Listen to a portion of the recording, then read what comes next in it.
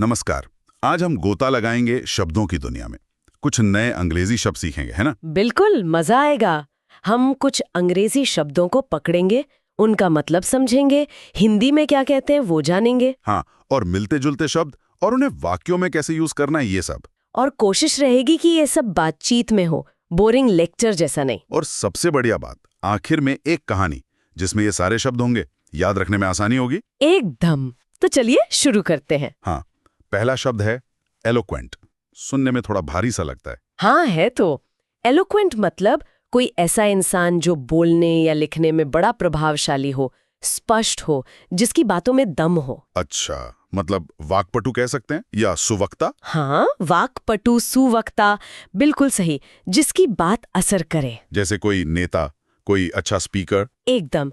मान लीजिए एक वाक्य है, the leader gave an eloquent speech that inspired everyone. Okay, मतलब नेता ने ऐसा भाषण दिया कि सब प्रेरित हो गए। प्रभावशाली भाषण। बिल्कुल। और इसके सिनोनिम्स मतलब मिलते जुलते शब्द, जैसे एक्सप्रेसिव। हाँ, एक्सप्रेसिव है, पर्सुएसिव भी है, जो यकीन दिला दे। फ्लुएंट, आर्टिकुलेट भी। आर्टिकुलेट, हाँ ये भी सुना है। ये लिखने के लिए भी इस्तेमाल होता है, जैसे her eloquent writing moved readers to tears. अच्छा, उसका लेखन इतना प्रभावशाली था कि लोग रो पड़े। जी। ठीक है। आपने आर्टिकुलेट कहा, अभी उस पर आते हैं। ये एलोक्वेंट जैसा ही है क्या? हाँ, मुझे भी यही लगा था। थोड़ा कंफ्यूजिंग है। मिलता जुलता, पर एक छोटा सा फर्क है।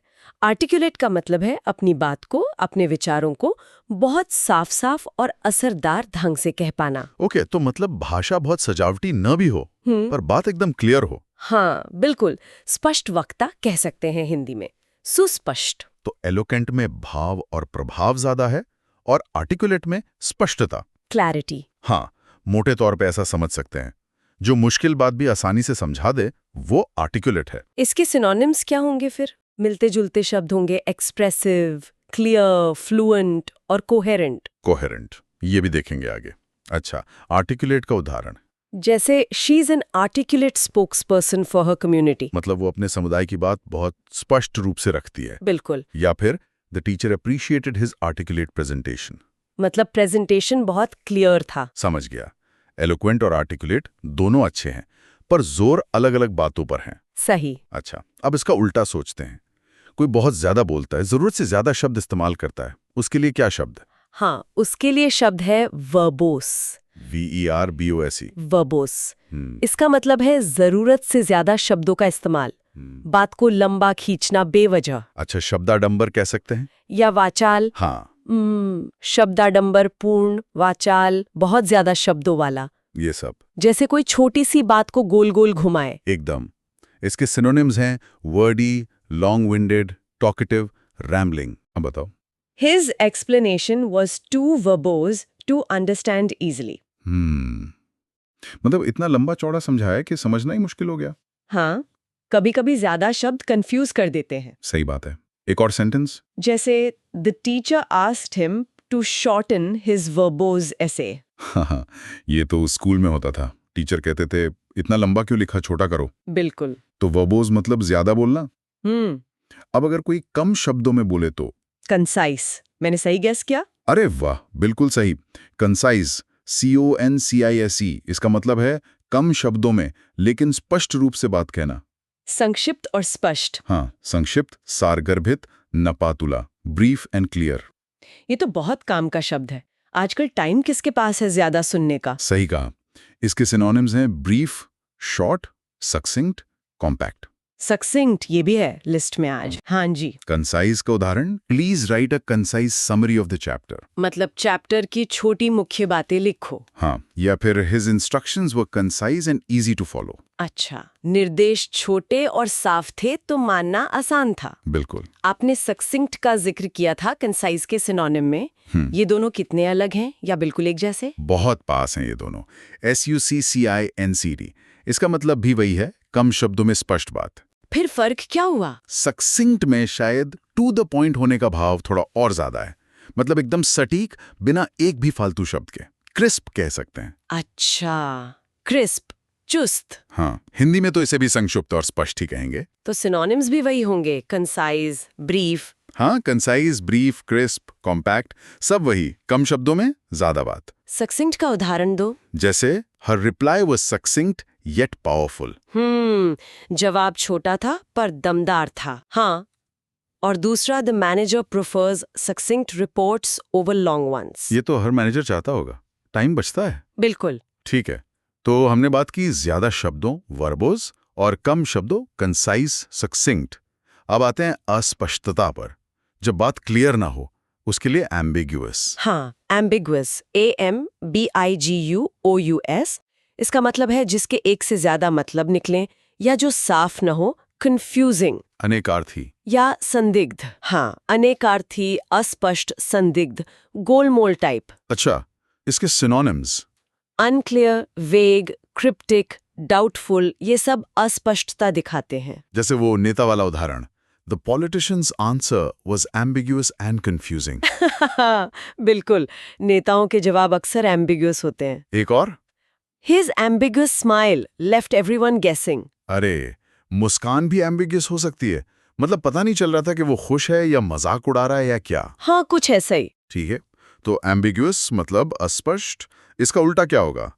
एकदम साफ, लूसिड। एकदम सही, lucid, LUCID, मतलब बिल्कुल साफ, स्पष्ट, समझने में आसान। सुस्पष्ट, सुबोध। हाँ, खासकर किसी एक्सप्लेनेशन के लिए या लेख के लिए या कभी-कभी सपने के लिए भी यूज होता है lucid dream. अच्छा, इसके synonyms. Clear, understandable, simple, coherent. फिर से कोहेरेंट आया। हाँ, lucid का उदाहरण है, her explanation was so lucid that even a child understood it. क्या बात है, इतना साफ समझाया कि बच्चा भी समझ गया। हाँ, या फिर he wrote a lucid article on climate change. मुश्किल टॉपिक को आसानी से समझाया। बहुत बढ़िया। लूसिड मतलब क्लियर। तो फिर ऑब्सक्योर का क्या मतलब है? OBCURE, ये कैसा है, एम्बिग्युअस जैसा? ये एम्बिगुअस से थोड़ा मिलता है और lucid का उल्टा भी है।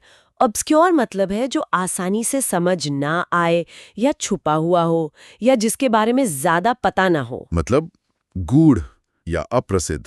हाँ, अस्पष्ट, गूढ़, अप्रसिद्ध, छिपा हुआ। एम्बिगुअस में मतलब कई हो सकते हैं।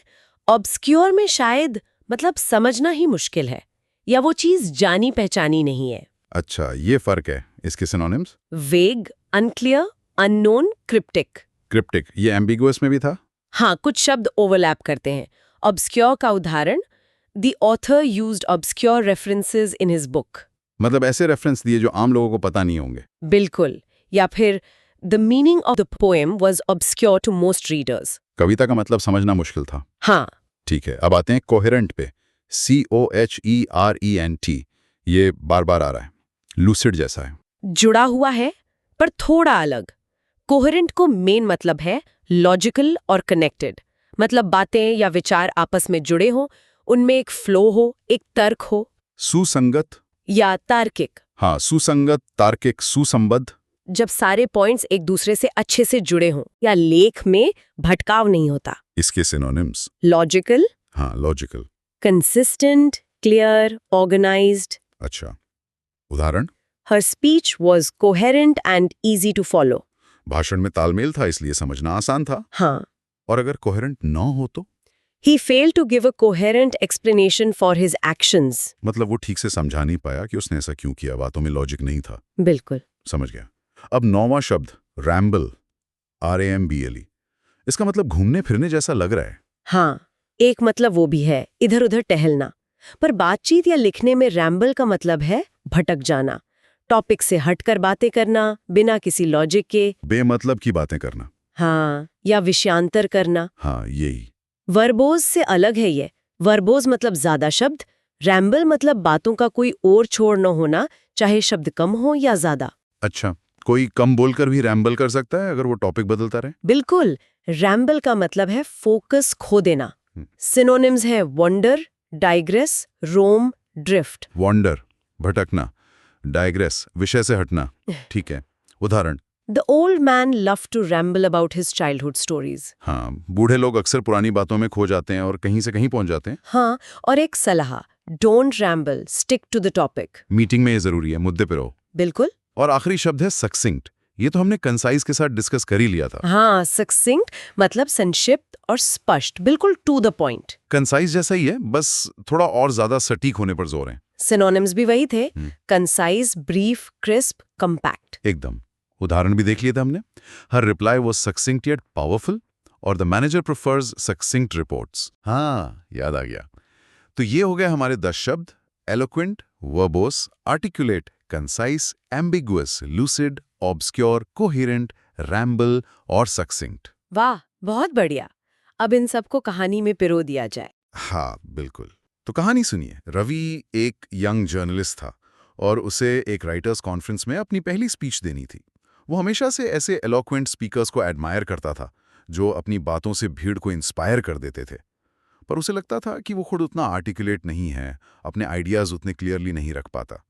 उसने ठान लिया कि वो मेहनत करेगा। शुरू में उसके स्पीच के ड्राफ्ट्स बड़े वर्बोस थे, मतलब गैर जरूरी डिटेल से भरे हुए। उसके मेंटर ने कहा, रवि, इम्प्रेस करना है तो कंसाइज और सक्सिंक्ट बनो, फालतू बातें हटाओ।